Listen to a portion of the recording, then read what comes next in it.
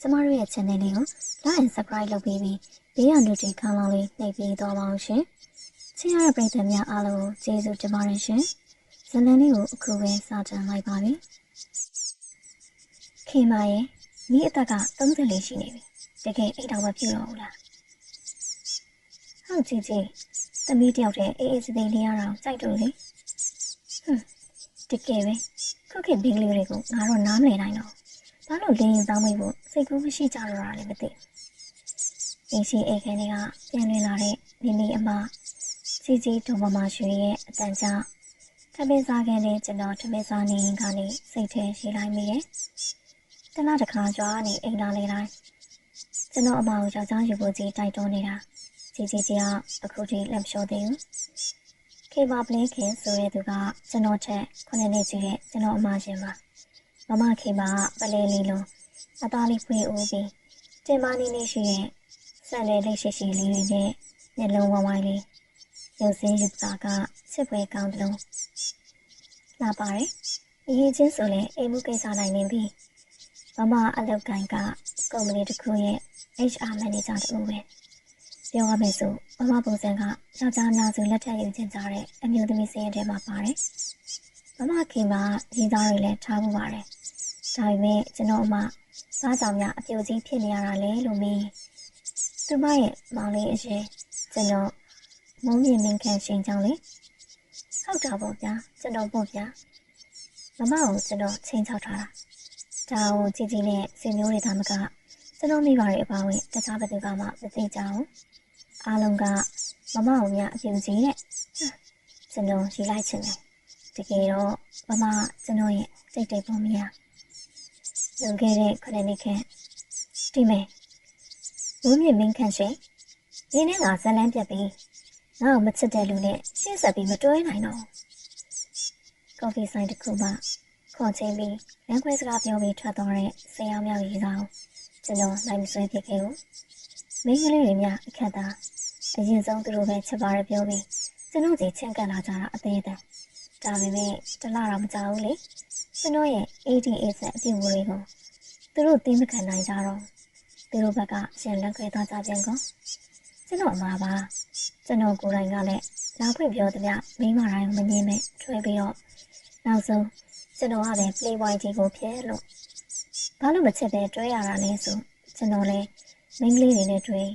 ချက်လာနိုင်မယ်လို့မျှော်လင့်ပြီးလို့ပေါ့ဗျာဒါပေမဲ့လည်းမထူးပါဘူးဘယ်သူနဲ့ဘယ်လိုတွဲအိမ်ကအမကိုအယူလိုမျိုးဆွဲလန်းပြီးချစ်နေတဲ့စိတ်ကကြောက်မရအောင်ငွေချင်းကြီးကိုမောင်နှမ3ယောက်ရှိတဲ့အချိန်ကျွန်တော်ကအငယ်ဆုံးအကြီးဆုံးအကူကသူ့အိမ်ထောင်နဲ့သူဖြစ်သွားပေမဲ့အလတ်မှကျွန်တော်အမကတော့အိမ်ထောင်မကြသေးဘူးမမကိုအိမ်ထောင်လည်းမကြသေးချင်ဘူးကျွန်တော်မမခင်ပါဆိုတော့ကျွန်တော်အချစ်ကိုလူပြိုပေါ်ဝင်စားပြေကရှင်ကုန်ပြီးချစ်ရတဲ့သူတခါတလေကျွန်တော်လိမ့်စိမ့်ကြွလို့ခွင်းထွင်တာမမကိုပဲမှန်ပြီးထူရဖြစ်တယ်အပြာကားတွေကြည့်ပြီးဆိုလေမမနဲ့အသားအရောင်ခန္ဓာကိုယ်ချင်းတူတဲ့လူတွေကိုမှရှာတွေ့တတ်ပြန်ကောမမအရင်ချစ်တာပဲမမရမမကိုမောင်ပိုင်ဆိုင်ချင်တာမောင်ဘယ်လိုလုပ်ရမလဲကော်ဖီဆိုင်မှာရေးသားထားတော့လို့အသိခွဲရမယ်အစားလူကမမကိုတန်းတာရင်ရေရွမိတယ်ဒီမုံမမှန်နဲ့စိတ်ချစားချက်ကိုဘယ်လိုဖြောက်ပြရမလဲကျွန်တော်မသိဘူးမမကိုချစ်တာပဲကျွန်တော်သိတယ်တာရှိန်လေး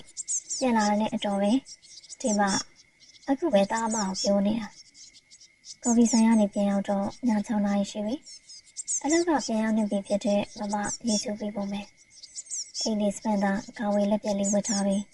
ဆက်လေးတွေကိုလှိတ်တင်ထားတယ်မိမိကဆိုဖာမှာထားပြီးဖုန်းသုံးနေတယ်ဘာများလဲမိမိကိုပြန်ပြီးမမထိုင်နေတဲ့ဆိုဖာရဲ့လက်တန်းပေါ်ကျွန်တော်တင်ပလဲထိုင်လိုက်တယ်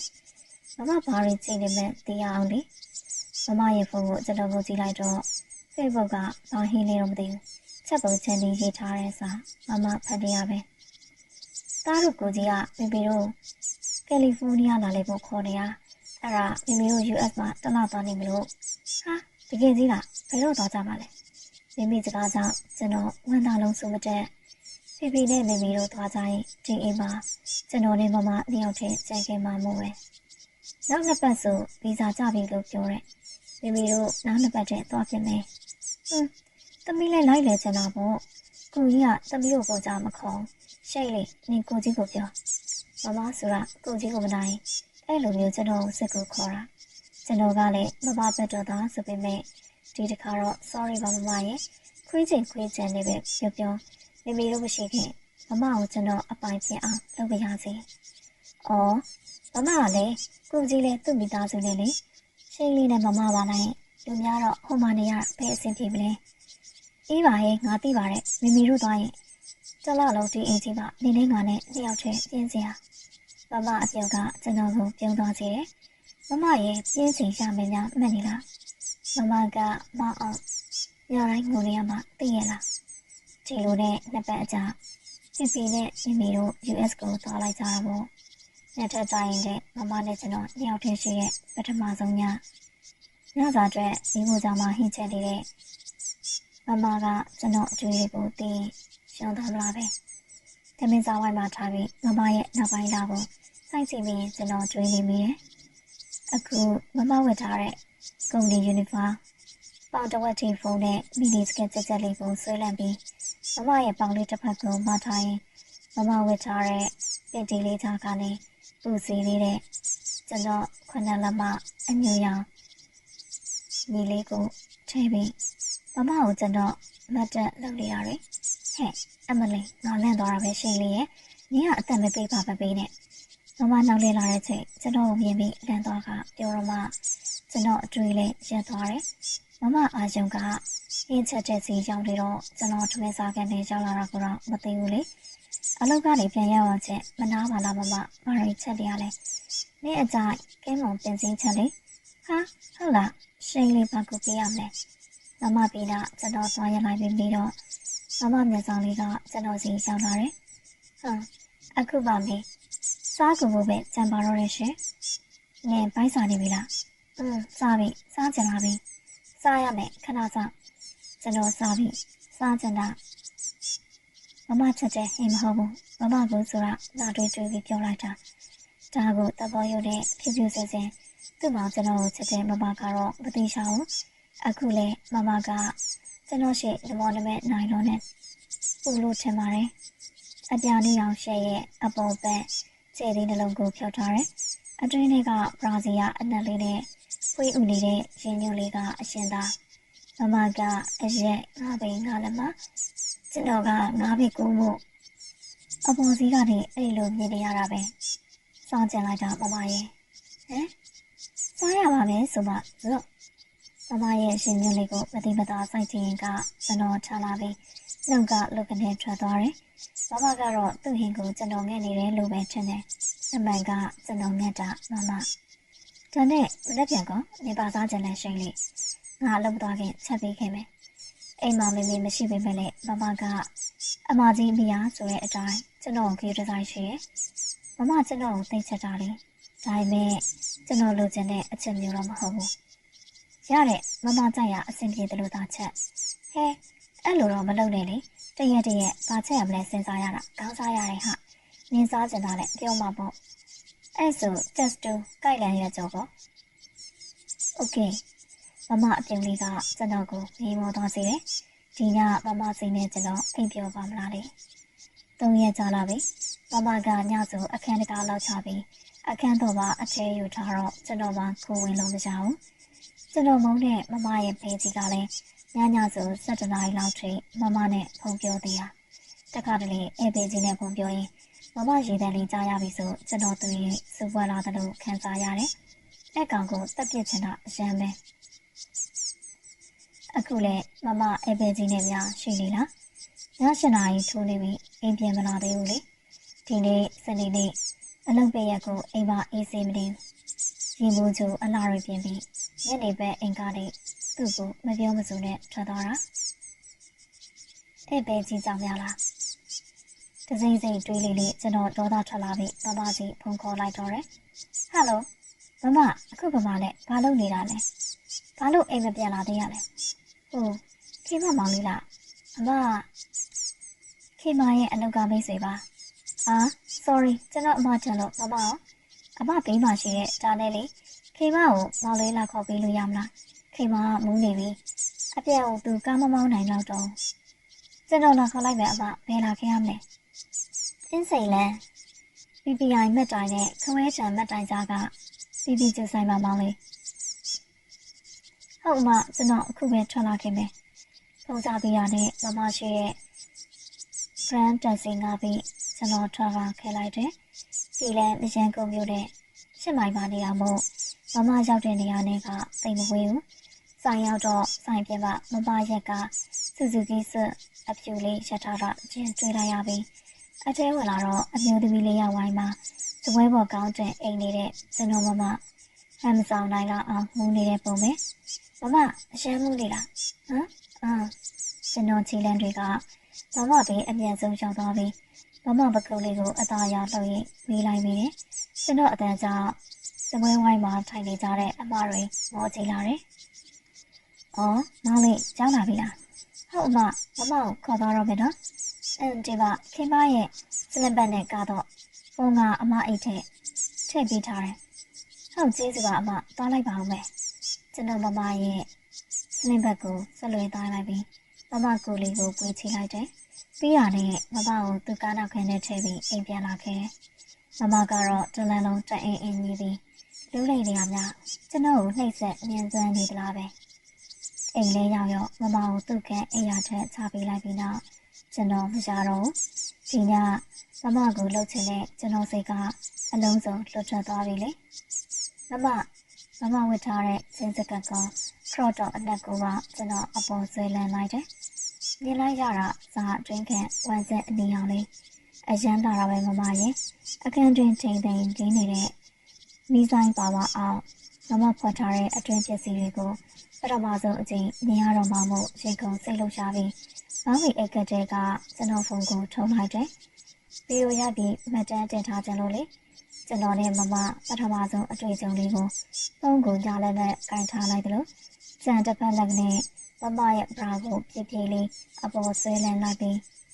တင်တီလေးပါအောက်ထိဆွဲချုံလိုက်တော့စိတ်ကုန်ပြီးခက်ရည်လေးတွေရှိတဲ့ရဲ့ပူစီဖောင်းဖောင်းလေးနဲ့တန်းတကြောသေးဆိုင်လေးလေးရှိတဲ့တင်ရင်သားနှမကယူလူရရင်သားအသေးလေးတစ်ခုကကျွန်တော်ကိုမလာအောင်လက်ရက်ခေါ်နေတယ်လို့ပါပဲမနေနိုင်မထိုင်နိုင်တဲ့ကျွန်တော်ရင်သားတွေကိုစုပ်ကိုင်းပြီးအားနဲ့ညှင်းနေတော့မျက်နှာလေးရှုပ်နေပြီးညီးတန်လေးထွက်လာတယ်ရင်သားတွေကိုညှင်းအောင်မကောင်းရင်သားအသေးတွေကိုပါကျွန်တော်လက်ညှိုးနဲ့လက်မပေါက်ပြီးတော့ဖေးကြည့်ကြည့်ရှာနဲ့လေပြီးရက်ကြည့်စုပ်ကြည့်ကိုလေးလူးလွန်သွားလိုက်တာကျွန်တော်ရဲ့ထိန်းချုပ်မှုအောင်ရောက်တဲ့အတိုင်းဖြစ်နေတဲ့ပုံစံလေးကပြုံးမပြတတ်အောင်ရှင်းတဲ့ချိန်နဲ့ရတယ်ဗျာရင်သားတွေကိုကိုင်တော့ရဲ့ဦးစီးလေးကိုကျွန်တော်နိုင်ကျင်မိတယ်ငိုပြီးသားအိမ်လေးဦးစီးကလည်းအရှိရွှေလို့ဦးစီးလေးကိုပြေးပြီးကြည့်ပြန်တော့ရဲ့အစီလေးကပြူပြီးထွက်လာတယ်ကျွန်တော်ပုံးပြီးတော့ရက်ကော့လုပ်ရအောင်ခဏရက်ပြီးပေါင်တန်လေးတစ်ပတ်ကိုကိုင်ပြပြီးအငြင်းမရကုန်ရမိတဲ့အထွေကျွန်တော်အားနဲ့စုပ်တိုင်းတစ်ချက်ထွက်လာတဲ့ညီတန်လေးကကျနာမင်းနဲ့တောင်းလောင်နေတဲ့ကျွန်တော်ကိုလောက်သာထည့်ပေးနေတယ်လို့ပါပဲကျွန်တော်ရက်မရအောင်ပူစီလေးကဘာလို့အလောက်မွေးပြီးချိုနေရတာလဲကွာယူတော့ပါပဲရုတ်တရက်ကျွန်တော်စိတ်ကျဉ်ပြီးရလိုက်တယ်ရဲ့အခန်းဘေးကကျွန်တော်အခန်းထဲအပြန်သွားပြီးကျဲနဲ့တပူးတုံးထုတ်ပါကွန်တုံးသုံးခုကိုယူလာလိုက်တယ်ပြီးတော့ဝိုင်ယာတိတ်အနဲ့စိုက်ကြီးတစ်ခုဝိုင်ယာတိတ်ကဘာလို့ဘူးလဲဆိုရင်ကျွန်တော်လုံးရင်ရုံလို့မရအောင်ရဲ့လက်နှစ်ဖက်ကိုပူပြီးလက်ကဝက်ကိုတုတ်ထားဖို့ပေါ့ဗျာလိုအပ်ရင်ခြေထောက်လေးနှစ်ဖက်ကပတ်ပြီးတုတ်ပြအောင်ပါတကယ်လို့အရန်အောင်ခင်ပါစက်လေးပါတိုက်ကပ်ပြီးပိတ်ထားလိုက်မယ်တကယ်တော့ကျွန်တော်ကဝေးမလာတဲ့ကောင်ပဲပြပြတို့ US ပါဖို့ကိုပစ္စည်းတွေဝယ်ချမ်းပြီးအထုပ်ဖို့ပြနေတော့ကျွန်တော်ဆိုတဲ့ကောင်ကလည်းကိုပိုင်သိမ်းမှုပြင်ဆင်နေခဲ့တာလေကွန်တုံးဆိုလဲခဏတိုင်းစွတ်ကြည့်ပြီးစွတ်လေးကိုကျင့်ထားရတာအမောကိုပြုစုဖို့စက် position တွေနဲ့ဒီလက်တွေကိုလည်းလေ့လာလိုက်ရတာအခုလက်တွေ့အသုံးချကြည့်ရတော့မှမို့ကျွန်တော်ရှင်တွေခုံလိုက်တာရဲ့အခန်းထဲပြန်ရောက်လာတော့ဗီဒီယိုရိုက်ထားဖို့ကိုကျွန်တော်အရင်ဆုံးပြင်ဆင်တယ် မမရဲ့လက်မလေးနဲ့မမရဲ့ဖုန်းတော်ကိုဖွင့်ကင်မရာဗီဒီယိုကိုအွန်ပြီးကတင်တာဖြူကိုရဖို့ဖုန်းစတန်ထောက်ပြီးချိန်ထားလိုက်တယ်။ကျွန်တော်ဖုန်းကိုတော့စဝဲဝိုင်းလေးပေါ်တင်ပြီးကရင်ပြီးဘက်ဖြူကိုရဖို့ချိန်လိုက်တာပေါ့။မမနဲ့ကျွန်တော်ရဲ့ first night ကိုအနောက်ရှက်ဘာကောမှမဝင်အောင်ဖုန်းနှလုံးစလုံးကိုလည်း airplane မှုကျွန်တော် on ထားပြီးပြီ။ပြီးတော့မမနဲ့ကျွန်တော်အဝတ်စားတွေအားလုံးကိုကျွန်တော်ဆုပ်ပြလိုက်တယ်။ကိုတုံးတစ်ထုပ်ကိုဖောက်အရည်တွေစိတ်ထွက်ပြီးတောင်းနေပြီဖြစ်တဲ့ကျွန်တော်ညီလေးကိုခတ်သွက်သွက်ဆွလိုက်တယ်။မမကတော့ကျွန်တော်ခေါ်တာမကြောက်ဘူး။အိမ်ဒီသေးပဲ။ဒါနဲ့ပဲကျွန်တော်မမရဲ့လက်လေးတစ်ဖက်ကိုမမကောင်းရင်ဘက်ဆွဲယူပြီးတိတ်အိမ်နဲ့မတင်းမလျှော့အနေထားခက်တူရှင်းပတ်လိုက်တယ်။အတော်ပါပဲမမကအိမ်ရင် sleep mat အုပ်ပြီးအိတ်တဲ့သူဆိုတော့မမကောင်းပြီးက sleep mat အလေးလေးနဲ့မမမျက်လုံးလေးကိုပိတ်ထားလိုက်တယ်။အခုဆိုမမကိုအပိုင်သိမ်းဖို့အားလုံး ready ဖြစ်ပြီလေ။မမတကယ်တော့မမကိုမောင်လက်ထပ်ချင်တာမမနဲ့မင်္ဂလာဆောင်ပြီးမှဟန်နီမွန်းတွင်မင်္ဂလာဦးရောက်မောင်ဖြတ်တန်းချင်ခဲ့တာပါ။ဒါပေမဲ့မောင်တည်းရဲ့ဒီရာကဘလို့မှဘယ်တော့မှမဖြစ်လာနိုင်တဲ့အိမ်မက်သက်သက်ပဲ။ဒါကြောင့်မမကိုမောင်အခုလို့ချင်ရတာသိရလား။မမကိုမောင်အရင်ချစ်တယ်။ကေကောက်လက်ထက်မှာမမကိုအပေါမခံနိုင်ဘူး။မောင်သိချစ်တယ်ကွာ။မမကိုလေးပေါ်မောက်ထားပြီးအစီလေးတွေပေါ်တော့ကျွန်တော်ညီလေးကလည်းပို့ရင်ပြောနေမိတယ်။မမကတော့တက်တယ်လေးညီနေပေမဲ့အကြပုံမရဘူး။ကိစ္စမရှိဘူး။ကျွန်တော်မမရဲ့အခုဝင်တော့မယ်။မမရဲ့အပြူမီလေးကမမလိုပဲချစ်စရာလေး။ညီလေးရဲ့အတန်ကိုတွေ့ပြီးတော့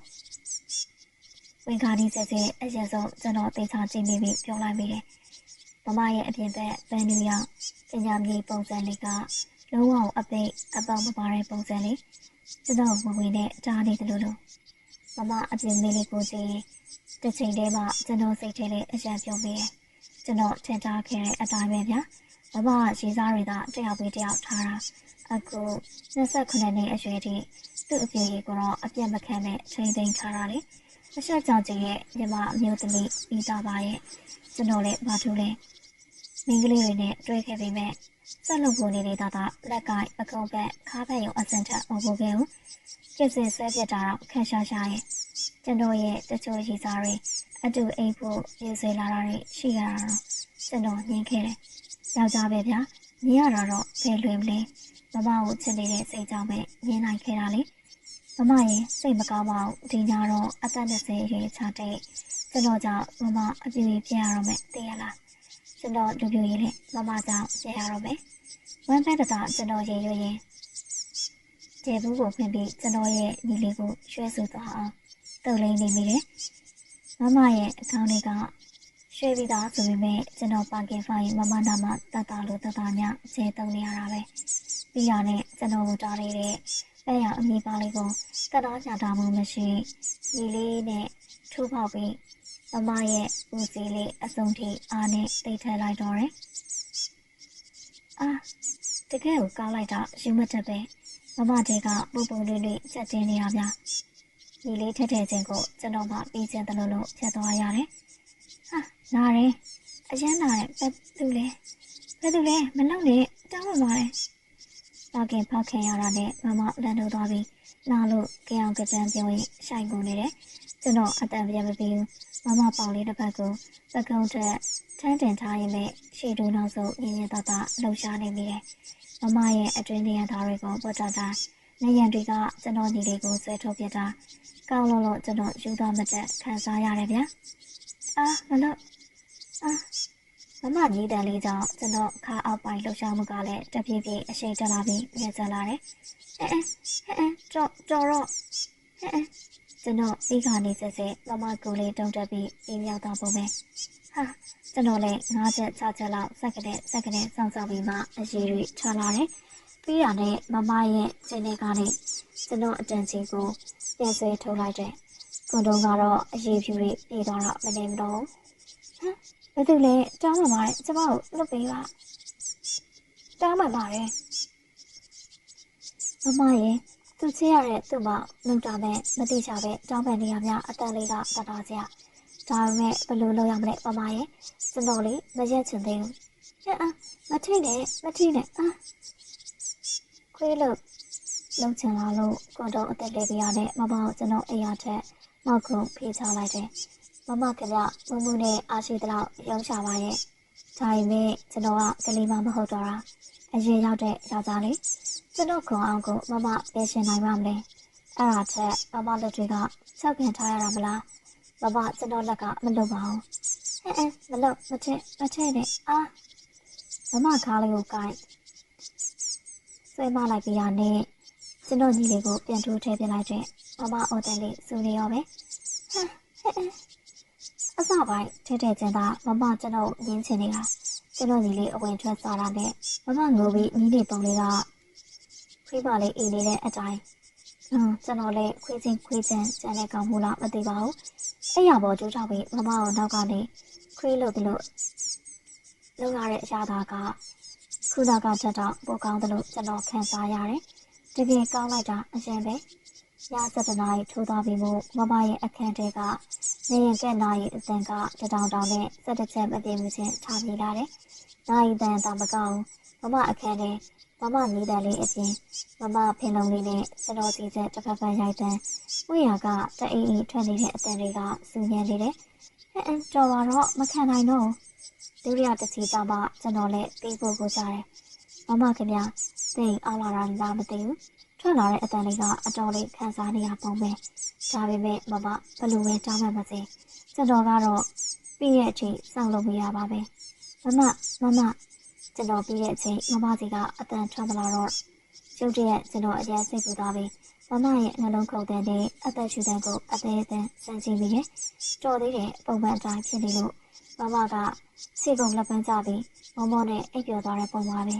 ကျွန်တော်လည်းနောက်တစ်ချိန်သွားချင်သေးပေမဲ့မမကိုချစ်လို့သာရန်လိုက်ရတော့တယ်။ဘာပဲဖြစ်ဖြစ်ဒီညကျင်းတဲ့မမရဲ့မမကိုပေါင်းပိုင်ဆိုင်ခွင့်ရခဲ့ပြီလေ။နေဘာလို့ငါ့ကိုဒီလိုလုပ်ရတာလဲရှင်လေ။နေနဲ့ငါမောင်နှမလေမောင်နှမတွေဟဲ့နေယူနေရလားပြောစမ်းပါဘာလို့ခွေးဆက်ခင်းရတာလဲ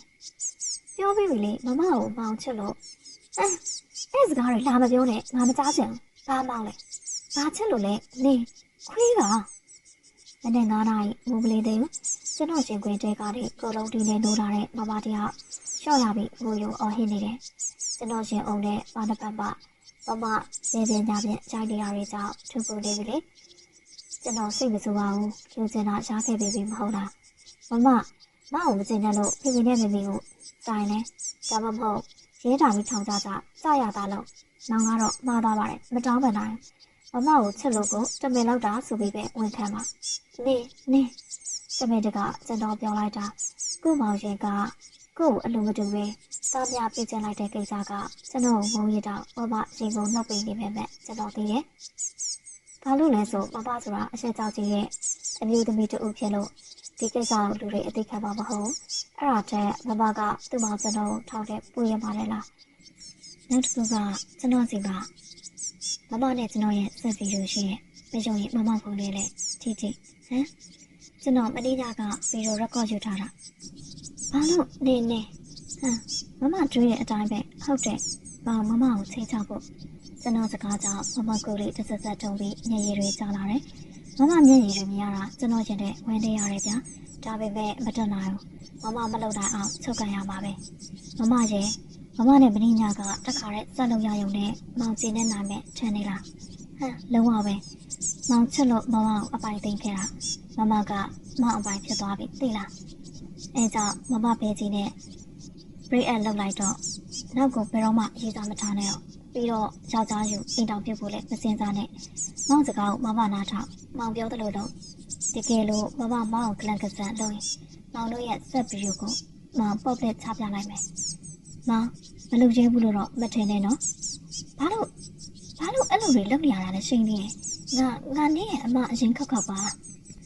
ငါပေါ်နေအဲ့လိုတွေလောက်တာငါအရင်အသိနာတယ်သိရလားကျွန်တော်ရဲ့ချိန်ချောက်တဲ့စကားတွေကြောင့်မမကျွန်တော်ရှင်ဘက်ကိုတပုံပုတ်ထူရပြီးငိုယူရင်ပြောလာတော့တယ်ကျွန်တော်သိပါတယ်လေမမဒီလိုမျိုးခံစားသွားရမယ်ဆိုတာဒါပေမဲ့မောင်မမောင်အရန်ချစ်လို့ပါကျွန်တော်လည်းခံစားရတာပါပဲ မမကိုပြောရင်မျက်ရည်တွေတောင်ကျမိတယ်။ကျမိတဲ့မျက်ရည်တွေကြောင့်ပဲမမကျွန်တော်ကိုတနာသွားတယ်ထင်ပါရဲ့။ကျွန်တော်ဘာမှထပ်မပြောတော့ဘူး။လက်မြောက်အရှုံးပေးသွားတော့တယ်။ကြားလည်းပဲအခွင့်အရေးသမားကျွန်တော်ဖေးရမလဲ။ညဘက်သားမကမမအလုပ်မတော်ခင်မနက်တိုင်းမမအလုပ်ကပြန်လာချိန်ညနေတိုင်းမမကိုကျွန်တော်အတင်းဆုပ်ပတ်ပြီးလုပ်တော့တယ်။မမခင်ဗျအလောက်ကပြန်ရောက်ချက်မနာရအောင်အဲကမ်းမှာစီးကျူနေတဲ့ကျွန်တော်ညီလေးကိုအရင်ဆုပ်ပေးပြီးတော့ထိုင်စီရရှာတယ်။မမအလုပ်ပေးရဆိုတနေ့လုံးနေပါပဲ။နှစ်ထပ်တိုက်အိမ်အပေါ်အောင်နေရအတန်ကိုလုပ်တယ်။တရက်ကြာအပြင်ဘက်ဝရန်နာမှာလုံမိတယ်။ဟမ်ရှိုင်းလေးပေါင်းလို့ခေါ်လို့ပြောထားတယ်လေမမ။အာမောင်ဒီမှာမလုပ်ပါနဲ့လူတွေလေးကုန်မယ်။မောင်ဝရန်တာလေးပိတ်ထားတာမောင်နေရလေမမသာအတန်မထွက်နဲ့မောင်မလုပ်ဝရန်တာလက်တန်းကိုင်ပြီးမတည့်ရတဲ့မမကိုနောက်ကနေကျွန်တော်ညီလေးကိုထိုးပြီးတော့ကျွန်တော်စောင့်လုပ်တယ်မမရဲ့ညအိတ်ကောင်းဝင်လေးကလန့်ပြီးပြီဖေဖေနဲ့မေမေတို့ကယ်လီဖိုးနီးယားရောက်တဲ့တလားလုံးမမရှားသေးလာတဲ့ချက်ကတွင်ကျွန်တော်အဲ့လိုမျိုးတွေအလုံးမပြတ်ခဲ့ဘူးနောက်ဆုံးအသေးသားခန္ဓာကိုယ်ရှိရဲ့မမလည်းဖိတ်ခံနိုင်မလဲကျွန်တော်ကိုယောက်ျားတယောက်လိုပြင်လာပြီးကျွန်တော်လောက်တာခံရတာကိုစိုက်သွားတော့တာပါပဲကျွန်တော်တို့မိဘတွေပြန်ရောက်လာချိန်တော့ International University တခုကဝဲတခုကိုရောက်ဖို့အရေးကျောင်းစာကိုသာအာရုံစိုက်ပြီးကျွန်တော်ခဏငြိမ်သွားတယ်တစ်ဖက်မှာလည်းကိုဝါဒနာပါတဲ့ graphic design ကိုလေ့လာဖြစ်တယ်မမအားကိုလိုရမယ့်ယောက်ျားတယောက်ဖြစ်အောင်ကျွန်တော်နဲ့မမဘဝရှိရေးအတွက်ကျွန်တော်စူးစမ်းခဲ့တာမမကိုပြတ်ထားသလိုဖြစ်ပြီးတဲ့တူပါတယ်လေးလာလောက်ကြာတရက်ကြာညဘက်ကြီးမမကျွန်တော်အခန်းထဲဦးမူနဲ့ရောက်လာတယ်မမအရက်တွေတောက်ပြန်ပြီလားမောင်ကြောင့်လေမမကိုအရင်လိုမျိုးမချစ်တော့ဘူးလားယင်ကွန်ပျူတာစပွဲရှိကစုံလေထိုင်ကုန်မှာထိုင်နေတဲ့ကျွန်တော်ပေါ်မမတက်ခွာလာရင်ပြီးတော့ကျွန်တော်အံ့ဩသွားမိတယ်